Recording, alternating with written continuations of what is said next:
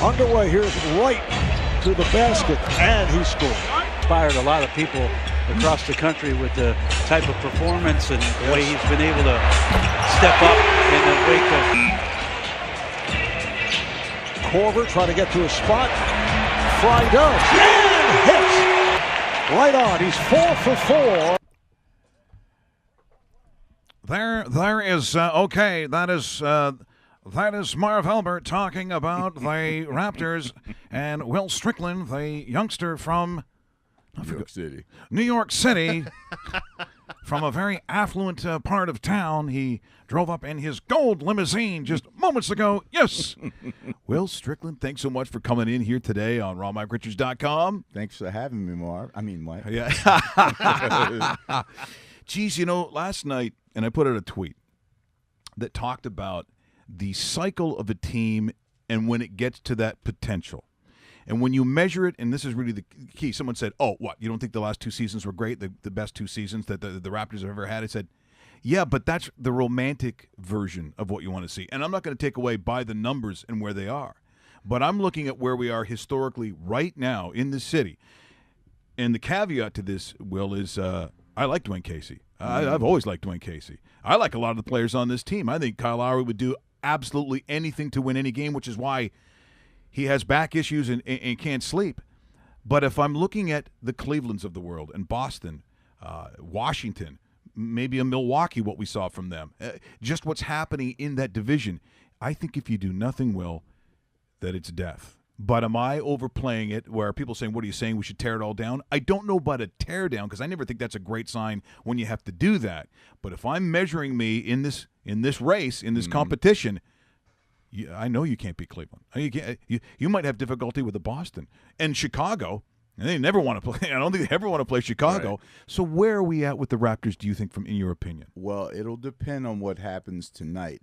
They lose tonight, we're talking exit interviews on Monday. Down 3-0 to the champs, there's a psychological factor you just can't overcome at a certain point. And then you have to talk about reset.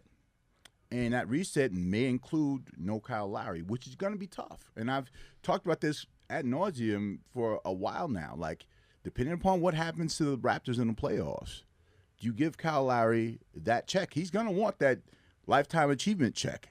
I mean, he was the first. That's a good way of putting it, though. You're really absolutely right. Yeah. It is, and lifetime achievement being he was the first big free agent to ever re-sign here. And he helped start that culture. Sure he did. But you have to look at the business for what it is, and it's a tough business.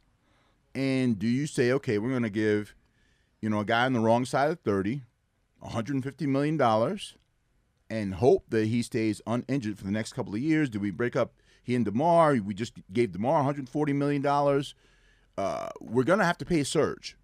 I think that generally, I'm one of those people who says, in Masai, you must trust. He's been very adept at what he's done in the front office there, getting rid of Andrea Bargnani's contract, the albatross that was Rudy Carlton Gay, the whole thing, right?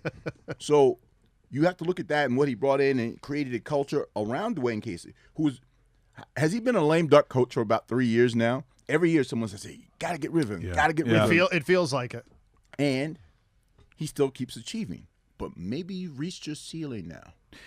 But this is exactly what I'm talking about, this cycle of that potential. And here's the other thing, too. On his resume as a basketball man, I know that he wants to be defense first. And there's nothing wrong with people say, oh, that's boring. No. It's about being defensively accountable. That's a very different conversation. And that will win you a championship. The track meet rarely wins. You're looking at being not everyone's a shutdown either. I understand that too. So does that mean the players that he has on the court, for some of them, aren't his kind of players? I would say so, but I think that, the personnel means a lot, but they went out and got personnel that was supposed to do the job, and they're not necessarily doing the job. DeMar Carroll was probably, if you talk about a misstep in Masai's career, that might be D1, because I haven't seen too many. I think he may have waited about 2 years too late on Serge Ibaka as well. He could have had Serge Ibaka a couple of years ago, but he's got him now. I think people will say, well, let's wait and see. Give him a full training camp with Dwayne Casey. Let them work out as a team for a full season. Let's see what they can do. And that might be the reprieve, depending upon how they end up in this series against Cleveland. However, again, if they flame out and lose 4 straight games, does Dwayne Casey get another run at it? Does Kyle Lowry come back? They're going to re-sign Serge Ibaka. He's 27, and he has more years in front of him, right? Kyle Lowry's over 30. It's really a tough thing. And I like Kyle Lowry. I like Serge Ibaka. I don't know if these guys, I've been dragged on the internet and on different shows about saying that I wasn't all that enthused about the signing of Anthony Leon Tucker Jr., better known to you as PJ Tucker. And I wasn't thinking like, oh, he's going to change the fortunes of the Toronto Raptors. Slow it down. He's a good piece. But he's not that guy that's going to change the fortunes. He's going to help slow down LeBron if you can do that. I got $100. I saw that. I said, there's a lot of guys for $100 who'll give it a shot. It won't last long. I mean, if a guy, that's light work for a guy that got $139 million. Totally. So, I'll give it a shot if you give me a call. Before we get on with this series and that, because I still have a lot of questions about that, the likelihood of Ibaka and Lowry being signed. Do you think one gets signed over the other? Because you seem to think Serge is here to stay, and you're not so sure about Kyle. And I know it has a lot to do with the series and so forth, but can they both stay moving forward? Absolutely. If Larry Tannenbaum and Maple Leaf Sports Entertainment are willing to go into that luxury tax, but are they willing to do that, Will? That's the whole thing. I mean, they've had opportunities to do it before. Right. So history doesn't speak to that. However, when you're this close, last year you're on the precipice, and, you went 6 games with the Cavs. People felt like, they can get back there. There was an accomplishment factor, There really was. So that's something to factor into their decision. However, again, you have to look at the age, and are you really willing to do that? And do you feel like this team is going to be surpassed by the Washingtons, the Milwaukees of the world, the Boston Celtics right now? They're younger. Even though the Raptors have some good young pieces, I don't think they're as accomplished as some of the young pieces on those other teams we just talked about. Like the Boston Celtics are going to be scary with the draft coming up in the next 2 years. I mean, they've dominated that trade with the Nets, and now they're going to shore up what is a very good team. Well, you would hope that Trader Danny is going to get something good, because he hasn't really, other than what has that trade yielded so far? They haven't scored any points. All those trades haven't scored 1 point in the playoffs this year. Right. So unless they do something effective with this draft, which is a good draft coming up, I don't see them making an impact right away. But again, it's the growth process. You come into a situation where you might end up getting a guy like Gordon Hayward, depending upon what happens in Utah.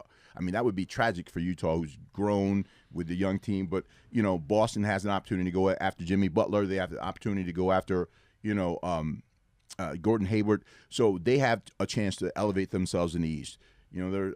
Steph Curry and Kevin Durant, for all it's worth, and I don't want to play conspiracy theorist, so I'll leave that alone. Oh, no, that's good. I think we welcome that on this show. Yeah. But to be clear, depending upon how their season ends up, are they going to make that decision, and how much do they end up losing from that bench if you re-sign both Kevin Durant and Steph Curry? Kevin Durant's not 23 anymore. He's 29 going toward 30.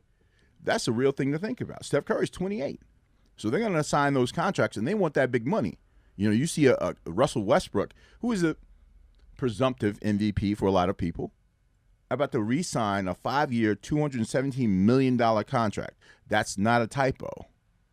And so if these guys see him getting that kind of cheddar, they're going to go after it too. Bingo. And that's going to be tough for a couple of teams. But when you go back to the Raptors, what are they going to do? Are they going to spend to compete in that realm?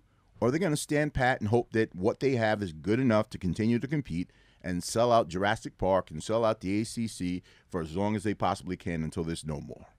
We're in studio with Will Strickland here on RawMikeRichards.com, talking a little NBA.